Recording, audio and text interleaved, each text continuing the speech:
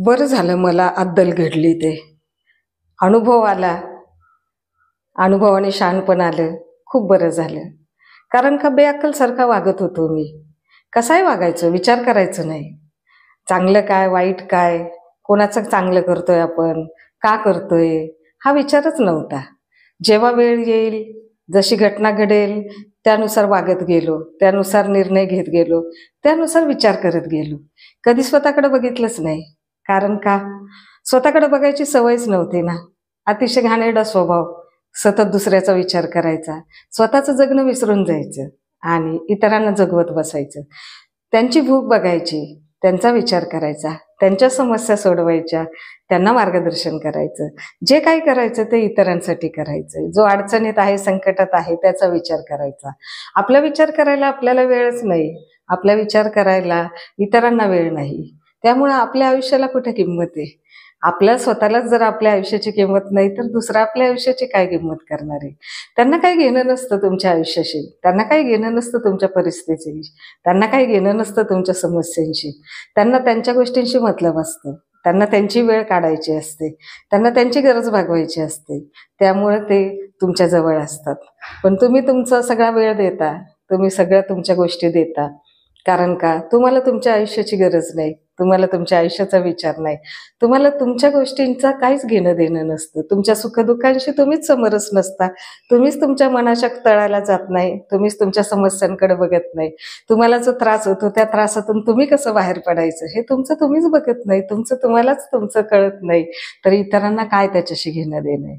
तर ही अद्दल ही घडायचीच होती. आज ना उद्या ती घडणारच होती. कारण का? दिवस बदलतात, माणसं बदलतात. आहे ते दिवस राहत नाही कधी. कधी ना कधी या घटनांना सामोरं जावंच लागतं. कधी ना कधी अपेक्षाभंगाचा फटका हा बसतोच माणसाला आणि त्यावेळेला सैरभैर होतच की माणूस. कोण अशा शांत परिस्थितीमध्ये एकदम असा धीर गंभीर कोण राहणार आहे? तो उन्मळून पडतोच. एखादं झाड जसं सोसाट्याच्या वाऱ्याला सोसत नाही त्याला आणि हे वादळ जेव्हा त्याला मुळासकट उमळून टाकतं, तर त्यावेळेला ते झाड जमीनदोस्त होतं. त्याला पण उभारी धरता येत नाही. तसंच माणसाच्या मनाला एकदा फटका बसला, एखादा अपमान इतका जिव्हारी लागला किंवा फार दुर्दशा झाली मनाची, वाईट परिस्थितीतनं जावं लागलं, अनुभव वाईट यायला लागले, अपमान व्हायला लागला पदोपदी आणि तुम्हाला जर कोणी किंमत देईनसं झालं, तुमच्या उपस्थितीचं कोणाला काही घेणं देणं राहिलं नाही, तुमच्या असण्या नसण्याने कोणाला जर काही फरक पडणारा नसेल आणि तुमच्या कुठल्याच गोष्टीचा कुणाला काही संबंधच नसेल आणि ते तुम्हाला जवळचे समजत नसतील, तर मग अशा वेळेला तुमच्या आयुष्याचा अर्थ काय राहिला? तुमच्या जीवनाकडे बघायचा तुमचाच दृष्टिकोन बदललेला असतो.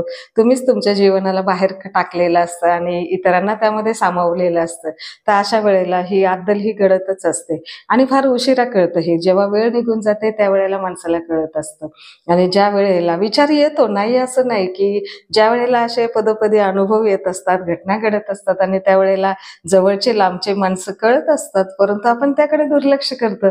जसं शरीर आपल्याला काही आपल्या शरीरात घडामोडी होतात, काही आपल्याला विकार झाले, काही आजार झाले, तर त्याचे सिग्नल आपल्याला शरीर देत असतं आणि आपण त्याकडे कसं रीतसर दुर्लक्ष करतो, की काय हे काय नेहमीच डोकं दुखतं, हे काय आपलं नेहमीच पाय दुखतो, एकीकडे काय आपल्याला नेहमीच हात दुखतो. आपण त्याच्या दुखण्याच्या खोलीला जातच नाही, की हे का दुखत असेल आणि अचानक उद्भवलं कसं?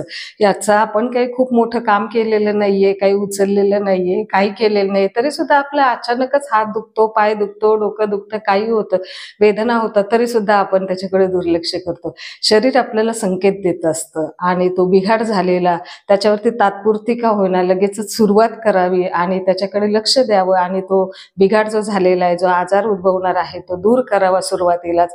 असा शरीर आपल्याला संदेश देत असतं, परंतु आपण त्याच्याकडे पूर्णपणे दुर्लक्ष देतो. कारण आपण आपल्या स्वतःकडे बघत नाही, वेळच देत नाही. दुखतं चाललंय, आपण त्याकडे दवाखान्यात जात नाही, स्वतःकडे त्याची काळजी घेत नाही किंवा बघतही नाही त्याकडं.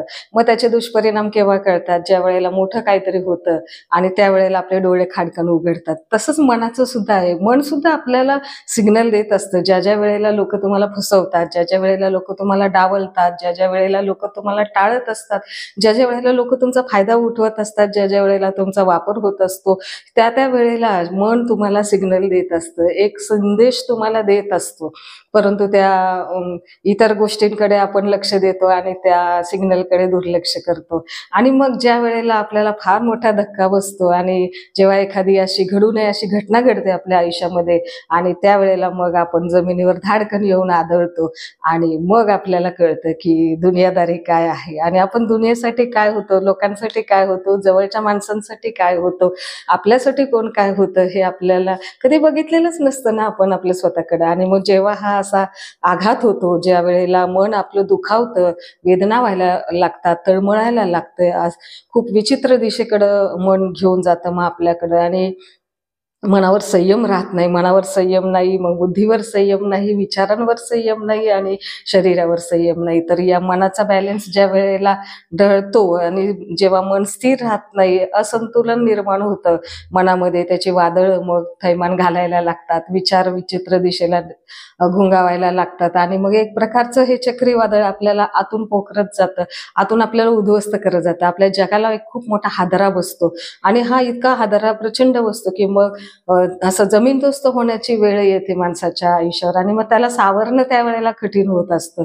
तर हे प्रत्येकाच्याच आयुष्यामध्ये घडत असतात. जोपर्यंत आयुष्य आहे तोपर्यंत पदोपदी किंवा ज्या वेळेला आपल्याला अशी घटना घडेल त्या वेळेला हे अनुभव प्रचंड आपलं जीवन एक विस्कळीतपणा येतो आपल्या जीवनाला आणि आयुष्य एका वेगळ्या दिशेला भिरकावलं जातं. आणि मग ही जवळची माणसं आपल्याला कळतं की ज्या वेळेला ती जवळची नसतात, लांबचीच असतात आणि आपण त्यांच्या भरोश्यावर राहत असतो, जगत असतो, त्यांच्यासाठी सर्वस्व दिलेलं असतं, त्यांच्यासाठी वेळ दिलेला असतो, त्यांच्यासाठी जगलेलो असतो आपण, त्यांच्यासाठीच एक नवी उमेद घेऊन आपण जन्माला येतो आणि सगळं काही आपलं जग, विश्व हे सगळं जगणं, आयुष्य सगळं काही त्यांचं होऊन बसतं. आणि जेव्हा आपलं असं स्वतःचं काही राहत नाही त्यावेळेला फक्त या वेदना, दुःख, अपमान हा फक्त आपला राहतो आणि त्यावेळेला ही माणसं आपल्या जवळ नसतात. आणि मग ही ज्या वेळेला दुनियादारी कळते तेव्हा आपण जमिनीवर येतो आणि जमिनीवर येऊन मग त्यानंतर पुन्हा उभं राहायला पुन्हा ती ताकद निर्माण करावी लागते, पुन्हा आपल्याला नव्या जोमाने उभं राहावं लागतं, कारण आयुष्य जगायचं तर असतंच आणि दुनिया तुम्हाला जगू देत नाही. ज्या वेळेला संकट तुमच्यावरती येतात त्यावेळेला आणखीन संकटांची भर दुनिया तुमच्यामध्ये टाकत असते, अजून तुम्हाला दुखी करत असते, अजून तुम्हाला टोमणे मारत असते, त्याच्यावर मलमपट्टी करायचं सोडून तुम्हाला अजून वेदनांना सामोरं जावं लागतं. तर दुनिया त्याचाही फायदा उठवते. तुम्ही संकटात दिसला, तुमच्या मनावर आघात झालेले दिसले, तुमचं जीवन विस्कळीत झालेलं दिसलं, तुमचं आयुष्य भरकटलेलं दिसलं, तर मात्र दुनिया तुम्हाला सुखाने जगून देत नाही. ती अजून त्यामध्ये आगीत तेल ओतणार, अजून त्याचा भडका उठणार आणि अजून तुम्हाला त्या आगीत होरपळून टाकणार.